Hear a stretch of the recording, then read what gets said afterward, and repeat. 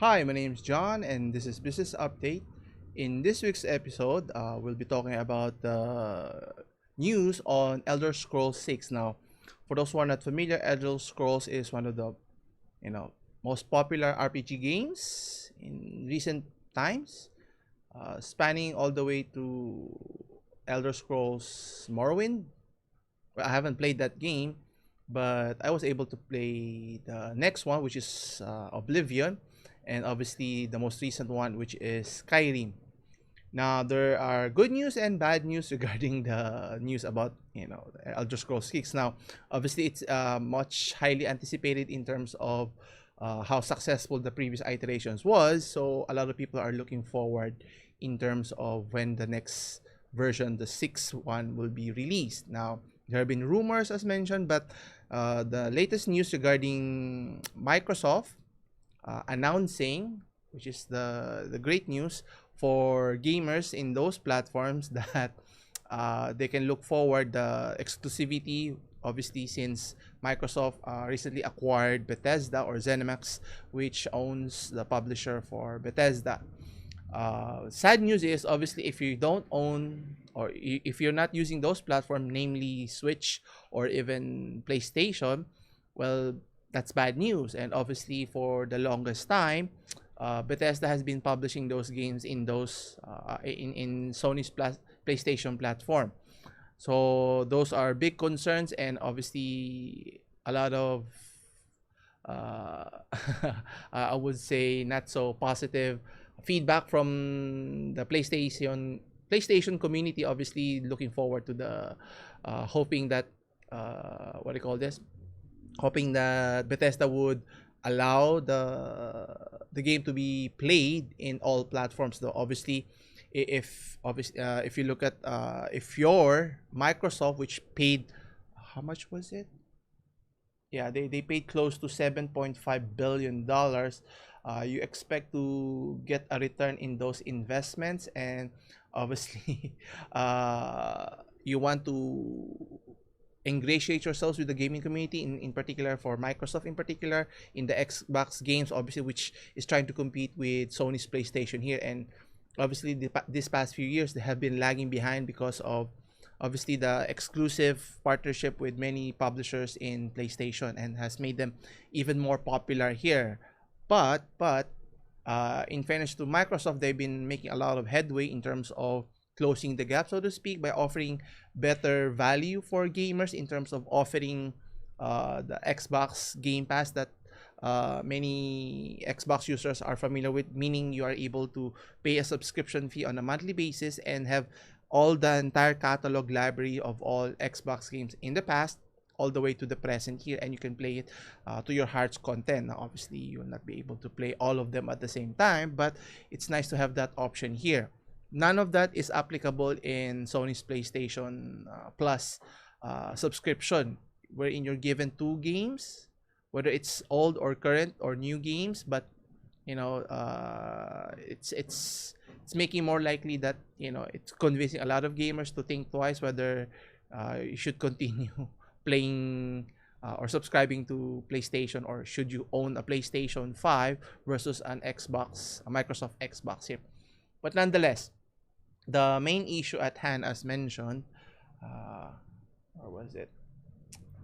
There you go. That according to the article, that the Elder Scrolls 6 will only be released for Xbox and PC platform only. Now, obviously, this spells doom and gloom if you're on the other platforms, namely the PlayStation here. And obviously, it benefits the company, especially Microsoft, for acquiring it, and it would be a tremendous boon because it's not just Elder Scrolls 6 that Bethesda owns. You have also the Fallout series, is another popular games. But for my concern, based on their track record on how they released not Elder Scrolls, but how they recently launched the Fallout 76, the debacle that it happened, my concern is, will it be the same here, or will they do a better job of, because there's high expectation here. And based on recent months from many gaming publishers, not just Bethesda, we've been tremendously disappointed from what do you call this, Bethesda, as mentioned. Then you also have Rockstar, then you have EA and many more AAA publishers that you have a high expectation and then they disappoint us. And then you also have Cyberpunk, which was produced by CD Projekt Red, right? So I'm holding my breath, hoping that they could do a great job here. But let's read the let's read further. Anyway, okay. So you can see here Microsoft's ZeniMax Media acquisition, which obviously owns the publisher for Bethesda here. So the game Elder Scrolls 6 will be an exclusive platform that will compete for PS5 owners, which has been making a lot of headway, gaining that competitive advantage over Microsoft's Xbox platform, having that exclusivity provided that competitive edge. Now, if Microsoft continues to buy more gaming publishers to sway them to change platforms, obviously, if you're a gamer like myself, well, a part-time gamer at that, if you're considering playing on certain games, whether it be Elder Scrolls or Grand Theft Auto or any top popular games, you think twice if you wanna play exclusively on one particular platform or change to another platform, or best case scenario, if you can afford it, have multiple consoles so you can play all the platforms here, whether it's PC, Microsoft, Xbox, or even Sony's PlayStation here. And obviously, based on my personal experience, for the longest time, I've been playing PlayStation from the first PlayStation iteration all the way to the fourth one. I haven't owned a PlayStation 5.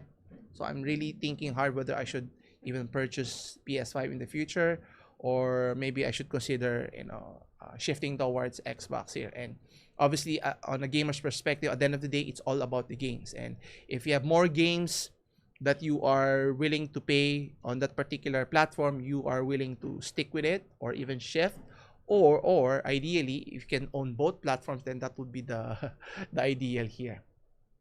Anyway, actually another game, Starfield, which has been in the work for some time, will also be an exclusive here. Now, I haven't played Starfield personally, but obviously there are a lot of gamers who are looking forward for several years already as to when will this game actually be published here. Anyway, let's see here. According to an interview here for Xbox, the boss, it mentions that makes it plain as they that Elder Scrolls 6 will act as a cudgel against Sony's console market dominance. So obviously trying to compete with Sony is important. Well, it has been shifting in terms of popularity here. It used to be Sony at the start, and then Microsoft were able to capture, and then now it's Sony who's in the lead again. So, according to Mr. Spencer, Phil Spencer, he mentions that it's not about punishing any other platform. Like, I fundamentally believe all of the platforms can continue to grow. I think, for the initial part, if they're trying to focus on maximizing the popularity of the game, yes, it would make sense for exclusivity at the beginning, similar how Red Dead Redemption, you have Horizon Zero Dawn was exclusive for the longest time in PlayStation, but eventually, if they want to capitalize on it, they want to export it to other platforms, whether it be in Xbox, desktop PCs, or even in Nintendo Switch, or even in the future for Valve's Steam Deck here, which I think would benefit gamers tremendously, having several options whichever platform you prefer, rather than just be stuck with it. But obviously there's a counterpoint here in terms of platform.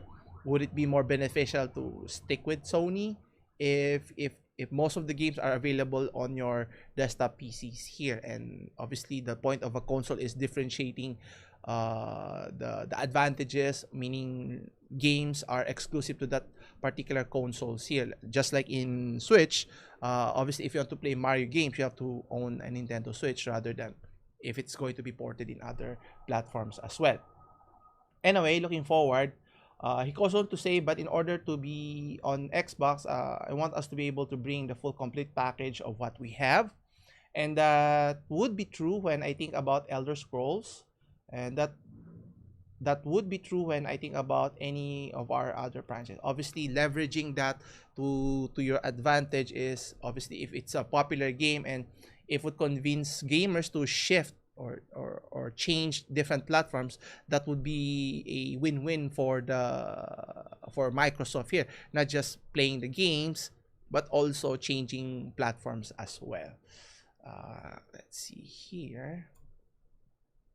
Now, obviously, PC players will also benefit from this one from day one, and it makes a lot of business sense, but it's still an exquisitely brutal move. Obviously, the game has been known to be played or have been showcased in Sony's platform for the longest time. So, getting this coup is a tremendous benefit for Microsoft here, and obviously, at the end of the day, if they can, provide the best gaming experience possible, similar how Oblivion was and even Skyrim did, I think the possibility is there, but there are also concerns here based on recent experience as mentioned here.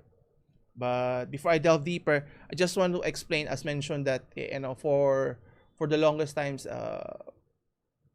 PlayStation's dominance in terms of platform it's a given, but obviously Microsoft's Game Pass option, subscription Game Pass, is competing with Sony's PlayStation Plus. Now, is it enough to convince others? Well, for me as a gamer, I'm seriously considering in terms of switching, or maybe hopefully if I can afford it, buy both consoles so I can play both different games in different platforms, regardless if money is not an issue. Anyway, another concern, as mentioned, based on recent months, even though it's a popular game, my concern is, compared to how they released Fallout 76, which is terrible, focusing on the multiplayer experience, which is, I think based on the data, a lot of gamers are still for the single player experience here. And obviously, the GTA trilogy debacle is another indication of gaming publishers are just trying to make a quick buck here by, focusing on the nostalgia of many gamers, which is tremendous. If they would have just retained the gaming concept, it's not better, but it's better than nothing. And I think they're trying to cash in on that knowledge, so to speak.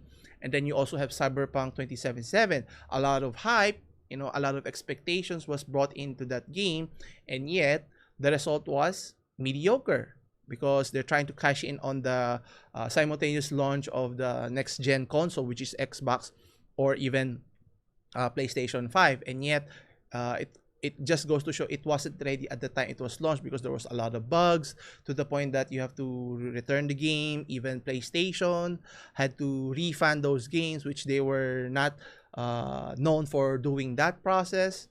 And if you even go further back, gaming publishers was trying to cash in on the popularity of games, namely you have EA, the popularity of FIFA, just reiterating the games with minor improvements, yet charging people for a whole game here. And what's even worse is games like Madden, which is just like a copy and paste type of game, which there have been a lot of articles, videos that mentions that how terrible EA is, just replicating the game and just pushing it for gamers to play, because there's no other publisher who are able to play the game, because EA has the rights to the FIFA as well as NFL game here. And obviously, if you only have one gaming publisher of a particular sports, they have a monopoly, and obviously they tend to be complacent. And as the years have shown, that they haven't created a tremendous game here. And actually, another sports that I can recall, which I used to play often, is the 2K series.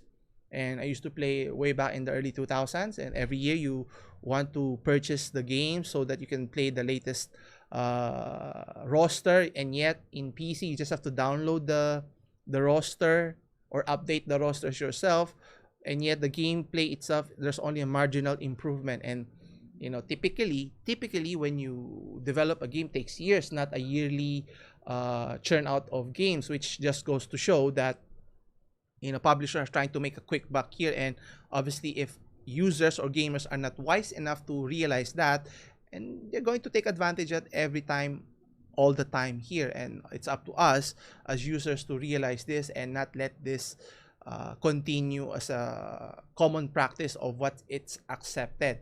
And obviously, do you just simply blame companies for this bad practice? Obviously, they has to be held accountable, held responsible at a higher standard, because if those big companies are able to do this at will, obviously other small companies will see maybe we need to do the same thing so that we can make a quick buck here. And at the end of the day, it's all about the consumers who support, patronize their games. If no one buys a terrible game, then obviously companies has to change their strategies here. And which leads us to the last part. So it's not just the companies that are held responsible here, held at a higher standard. You also have the gamers themselves who buys the game, thinking that, hoping, which I mentioned earlier, that we hope that they would do a better job of providing better games, games that we expect. And obviously, we're willing to shell out money if that were the case. And yet, we're always disappointed time and time again. And there have been growing concerns, not just in this particular game, but in other popular games, that they're going to, I think it was on Rockstar's, where they're planning to do another remake of the popular original Red Dead Redemption, which is, if it's any indication of what they did with the GTA trilogy, I'm very concerned here. And obviously, you don't want to tarnish the popularity of the games that made them popular in the first place. And yet, if they did, you already know what their main agenda behind it is, to just make a quick buck here, on counting on your nostalgia on their popular at the time, rather than focus on focus on creating a great game, great experience, similar to how they did from GTA 3 to GTA 4, not the GTA 4, skip GTA 3 to Vice City, San Andreas, 4 to 5 to 6, and I don't know how you can top it up. Obviously, gaming publisher like Rockstar was the pioneer in terms of the big open world concept here. But obviously, will they push through, or will they disappoint again, just like with any other publisher here? So we'll see. We'll keep you updated with regards to the goings on here. Anyway, I think that concludes our discussion again for this week. Come back again on Wednesday for more business update. I'll leave the link in the description below if you want to leave any comments or any questions regarding the topics that have been discussed today, or any topics that have been discussed in the past. And just a tidbit here, obviously all of the discussion is all solely my opinion and my opinion alone. So you might not agree with it, but this is my opinion. So whether it makes sense or not, obviously at the end of the day, you be the judge of it. And obviously my point here is just to share what I've learned, read about. Obviously, if it's reasonable for businesses to try to make a quick buck, well, that's their goal. But at the end of the day, if it doesn't benefit even the consumer who's using it, I think it stands to reason that we should ask for more from our companies that provide goods or services here, regardless of the product that you're offering here. And if it's tremendous, I'm willing to spend more if it's worth it. And I think that's one thing that many companies are forgetting. If you provide better products, even if you charge more, I think consumers are willing to pay. The fact that even Sony is charging, not Sony, but games are charging $10 more in terms of, because of of the issues of transporting games from PS4 to PS5, which I don't know if it makes sense. So that they're trying to see if they can get away with it. But if consumers are willing to pay the amount that they're charging, it's all about supply and demand at the end of the day, right? So I'm always looking for, that's why I always like the secondary market, so I can still play the game. It may not be brand new, but still, you can enjoy the games that you're playing here. And hopefully we can always get better results from our company if we demand more out of them. And that's what we want at the end of the day, for everybody to win here, regardless if you're the consumer here or the company here. I mean, everyone has a stake here, and if everyone benefits, I think it's a good long-term relationship that should be, looked at, and not taken for granted, so to speak here. Anyway, I've said more than enough. Thanks for watching. I'll see you in the next one. Take care.